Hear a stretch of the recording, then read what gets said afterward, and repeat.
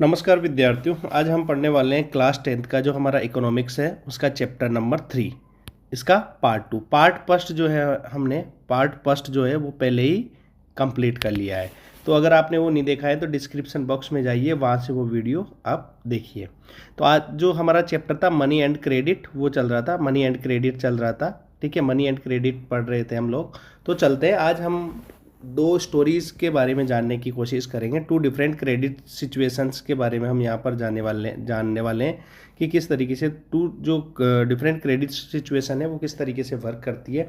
तो यहाँ पर एक तो स्टोरी है, स्टोरी ऑफ सलीम। सलीम की कहानी है। सलीम क्या है? एक मैन्युफैक्चरर है। किसका? शू मैन्युफैक्चरर, जूते बनाने की एक ये बिजनेस करता है। ठीक है, अब उसको क्या होता है, उसको नीड होती है किसकी? मनी की। और वो कहाँ से लेता है? किसके लिए नीड होती है? लेदर के लिए। लेदर से ही शूज बनाएगा।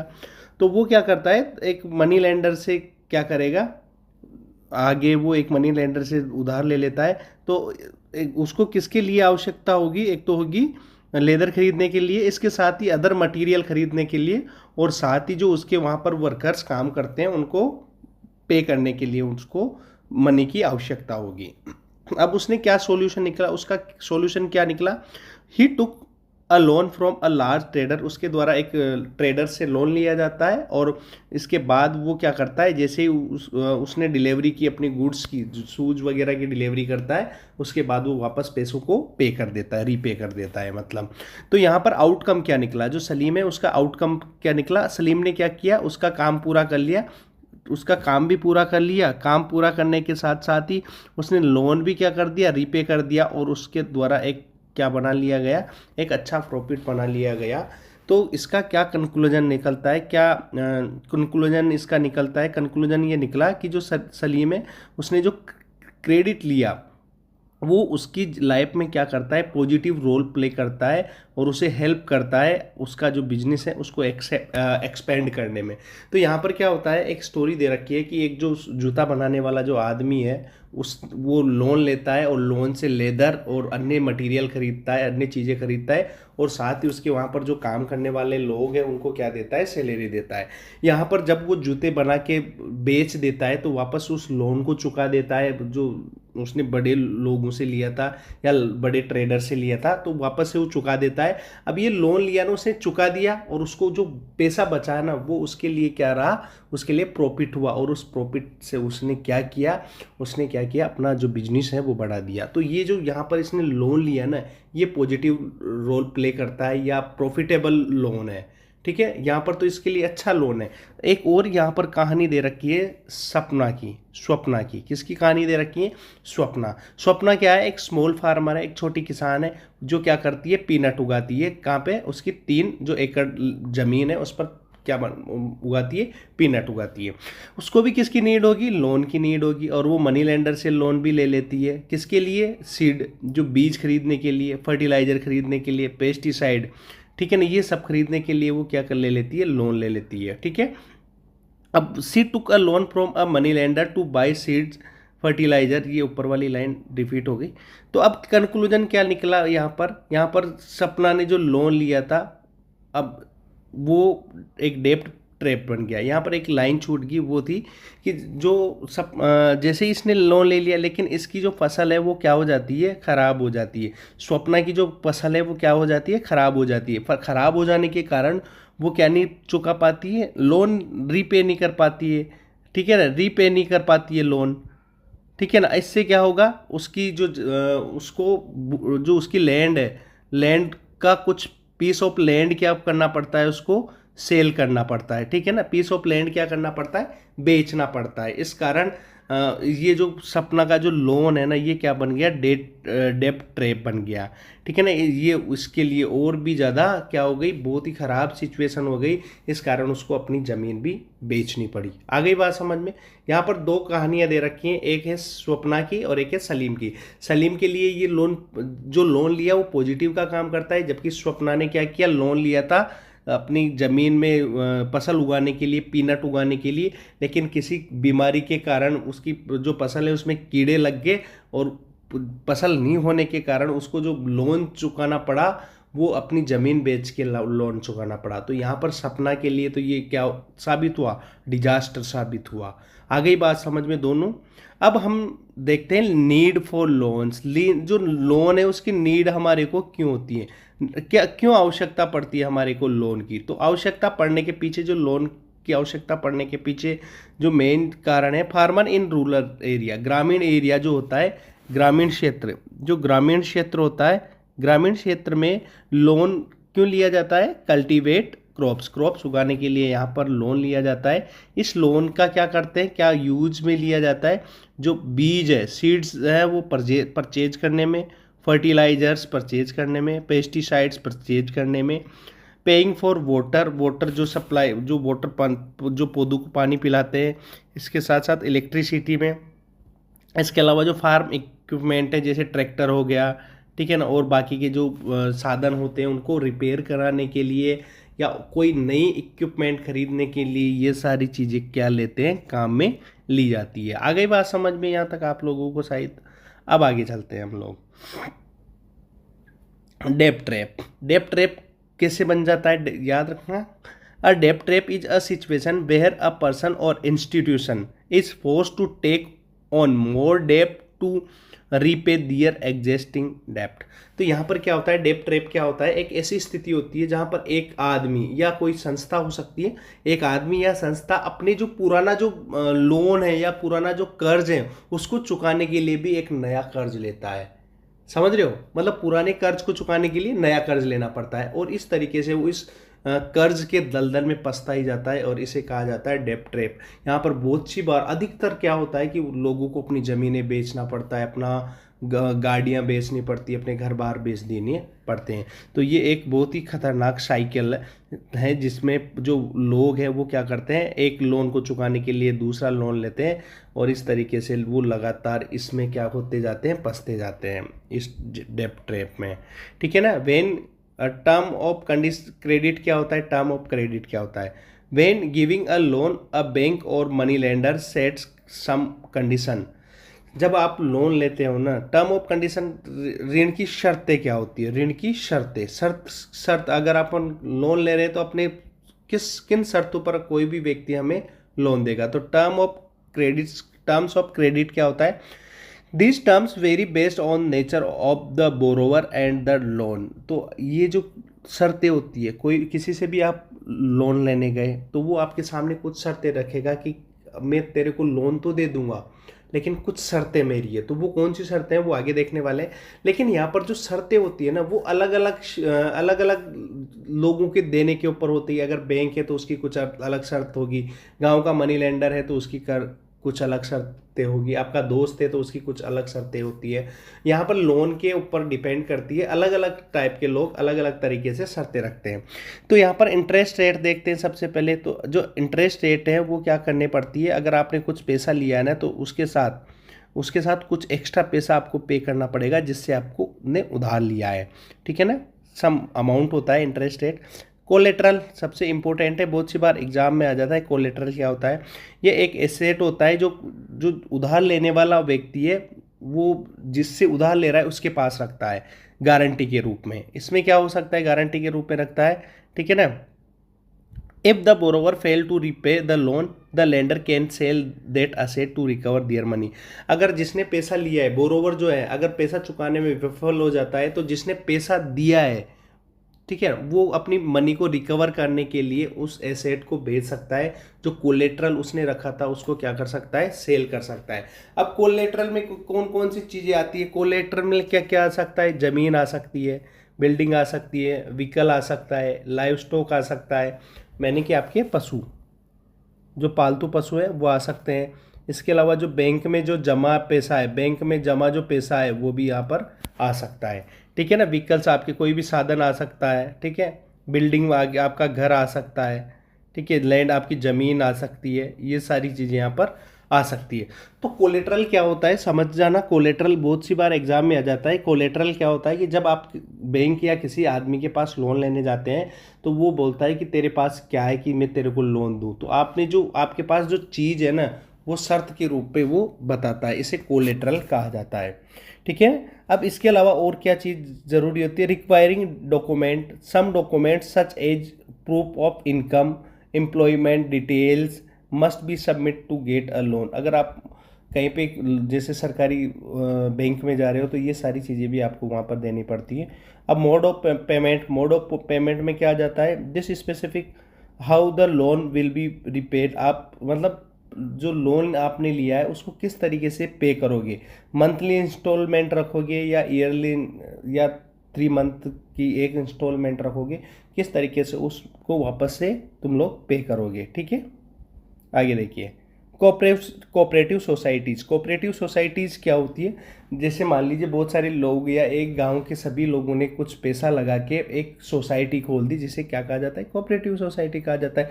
कुछ लोग हो सकते हैं, कुछ लोगों ने क्या किया, सभी लोगों ने मिलकर एक धंधा स्टार्ट किया, कोई भी बिजनेस स्टार्ट किया, उसे क्या कहा जाता है? कोऑपरेटिव सोसाइटी कहा जाता है।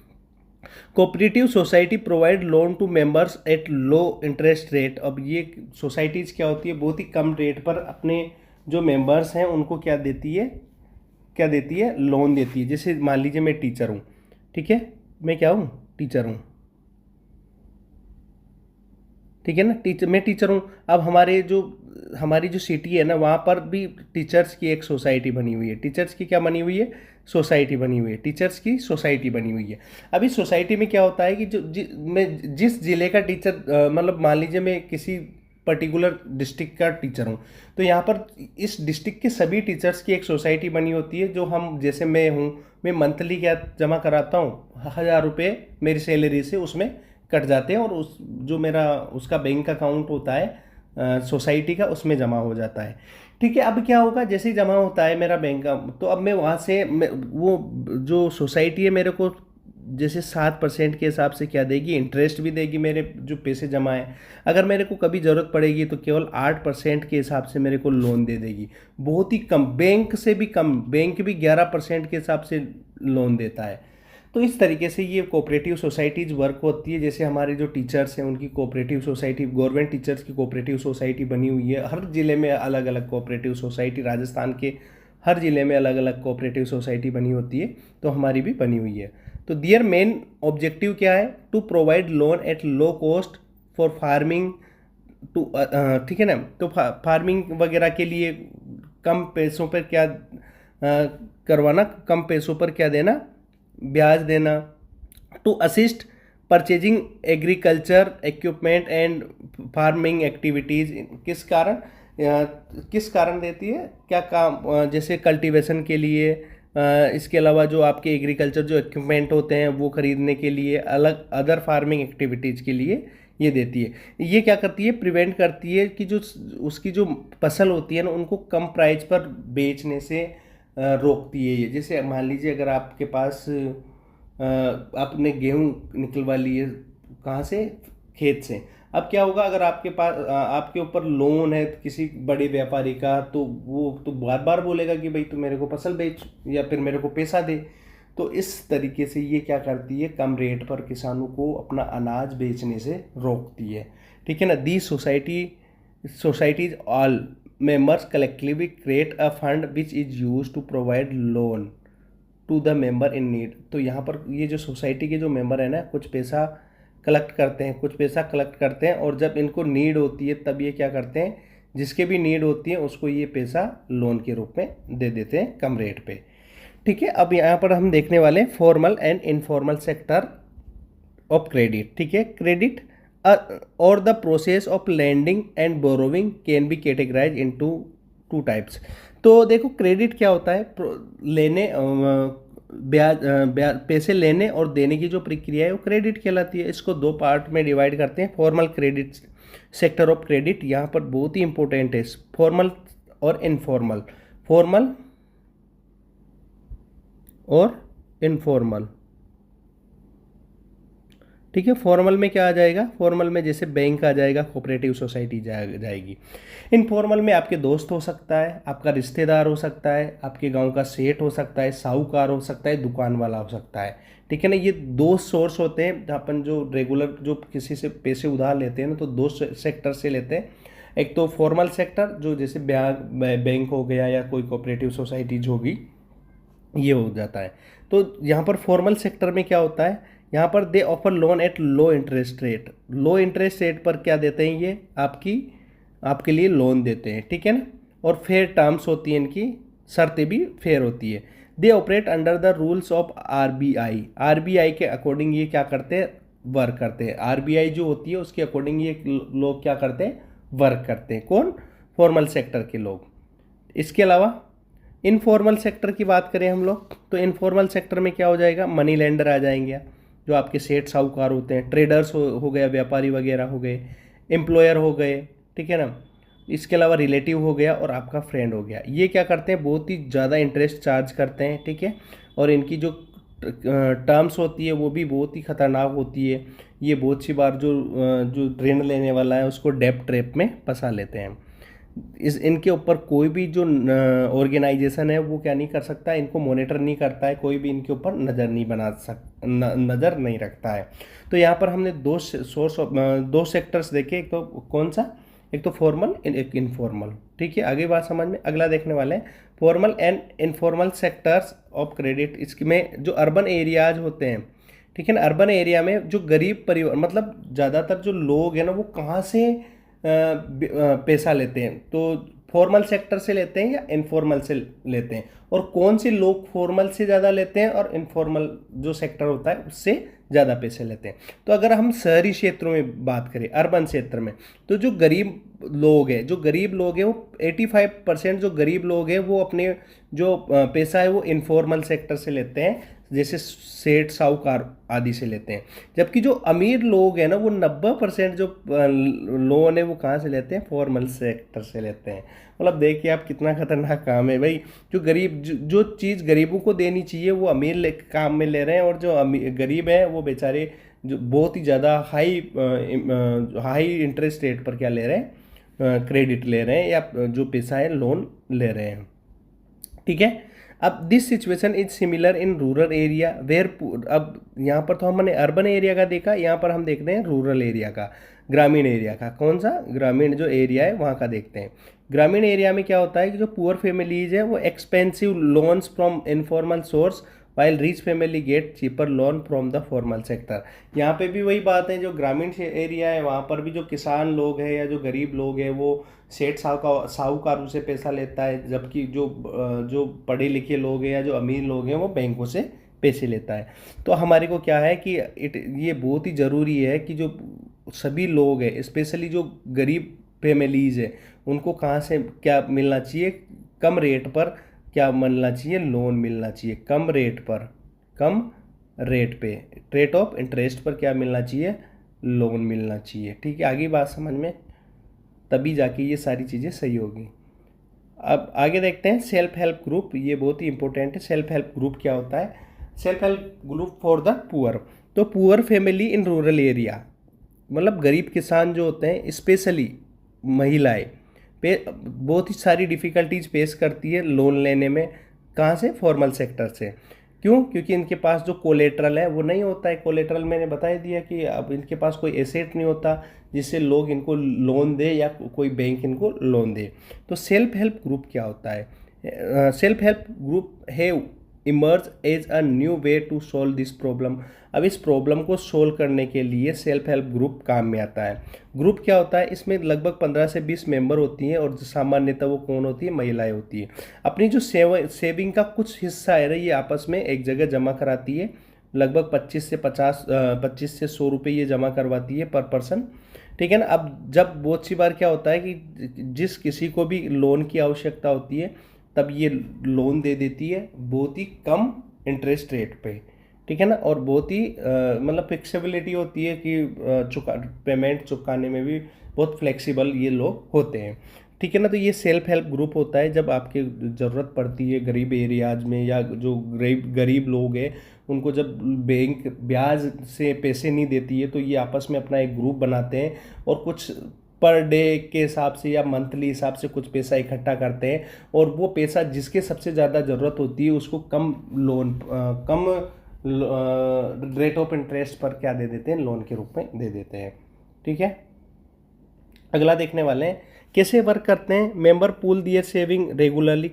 कुछ जैसे मान लीजिए 1,000 रुपये रोज़ की कमा रही है कोई, तो इसमें से 100 रुपये जो है वो रेगुलरली क्या करा देंगे, जमा करवा देंगे।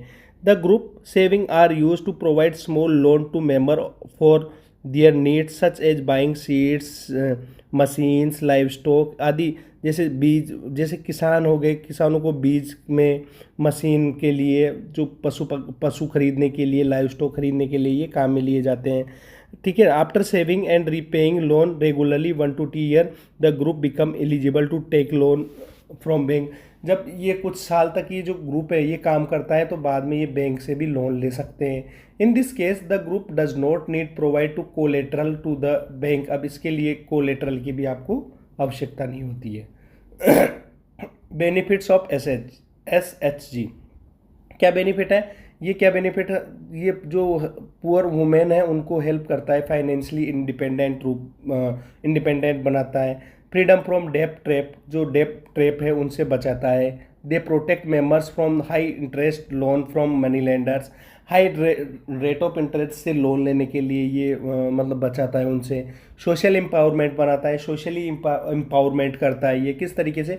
क्योंकि जब आप एक जगह पर बहुत सारी महिलाएं आपस में आके एक जगह बैठती है तो ये क्या करती है, जो वेरियस जो इशूज है उन पर ये क्या करती है, डिस्कस करती है। जैसे सोशल इशू हो गए, जैसे हेल्थ हो गया, न्यूट्रिशंस हो गए, डोमेस्टिक वोलेंस हो गए, इन सब पर ये क्या करती है इन पर डिबेट करती है या कुछ जो बातचीत करती है, डिस्कस करती है। तो इससे क्या होता है कि इनकी अगर कोई प्रॉब्लम है तो आपस में ये सोल्व कर लेती है। अब देखने वाले हैं ग्रामीण बैंक ऑफ बांग्लादेश, बांग्लादेश का ग्रामीण बैंक के बारे में। फाउंडर कौन था इसका? मोहम्मद यूनिस था, जो आजकल जो कौन है वहाँ का बांग्लादेश का PM बना हुआ है। ठीक है। Who receive the Nobel Peace Prize in 2006। The Grameen Bank goal is provide cheap loans with fair term of the people. तो ये याद रखना, मोहम्मद यूनिस को याद रखना, इसको नोबल प्राइज मिला था 2006 में, क्योंकि इसने बहुत ही सस्ता लोन प्रोवाइड करवाया था वहाँ के लोकल जो लोग थे ग्रामीण बैंक के माध्यम से। तो ये हमारा शायद चैप्टर ख़त्म हो चुका है और ये हमने चैप्टर कंप्लीट कर लिया है। अगर चैप्टर समझ में आए तो लाइक शेयर सब्सक्राइब ज़रूर करें ताकि हम और भी आगे आपके लिए वीडियो बना सकें। Thank you.